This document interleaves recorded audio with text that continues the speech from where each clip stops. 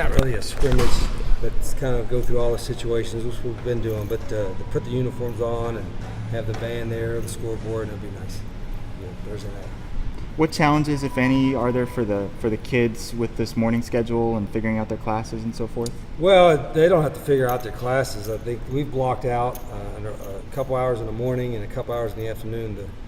The challenge is making sure they get to bed early, and I think as we go along and do it throughout the season, they'll be getting to bed earlier and earlier. I hope they are now. I mean, it's 7 o'clock is early, but some folks go at 6 or even earlier. So 7 means you need to be ready to go at 7, which means you usually got to be over here by 5:30 or 6 o'clock. But I like it so far. The players seem to like it. Most of them I've talked to, and they'll come back this afternoon for a little lift, a little meeting as well. What do you like about it?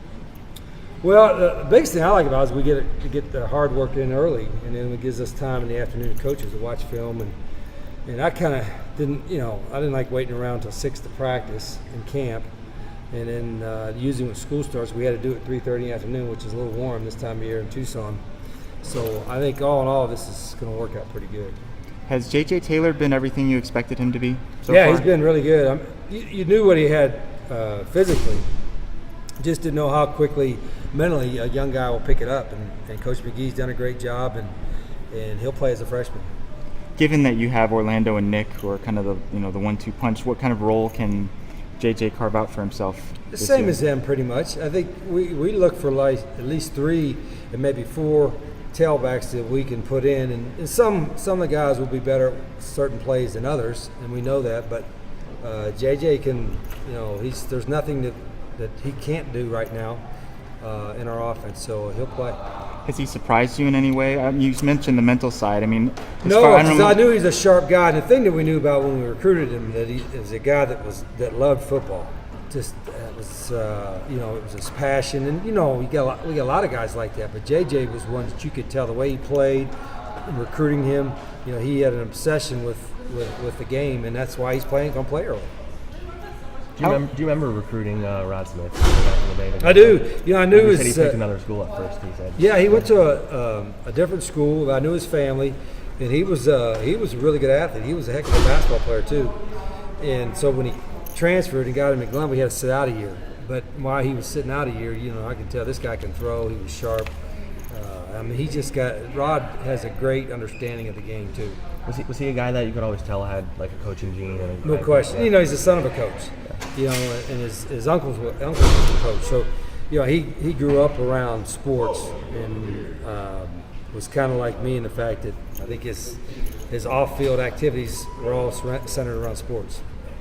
How much digging have you had to do to figure out maybe what BYU is going to do as far as it's been different really game films and Probably so forth? the most challenging that I've had in a long time, because they're new on all 3 phases, and you're not exactly sure, have any idea what they're going to do. And there's no spring game footage or spring game TV, nothing like that footage that we can look at. So we are really in the dark.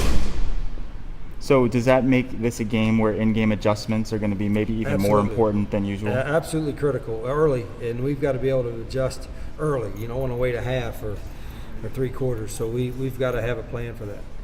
How would you describe Anu's personality to someone who didn't know him? He's generally laid back, as most people know, but he's become a little more vocal, which we needed him to do. I didn't want him to be. I don't know if he has to be a different personality. I don't want him to be a different person, but he's got to be more vocal at times in communication, and I've seen that in camp. He has indicated that he's more than willing to help out the other quarterbacks. Is that unusual at that position because it's one where only one guy can play? I don't think so. I think you find that most times where across the country where guys are competing, no matter what the position, and even at quarterback, where they communicate a lot, try to help each other out, because I think the end goal certainly is to win, and if everybody's playing better, you're going to win.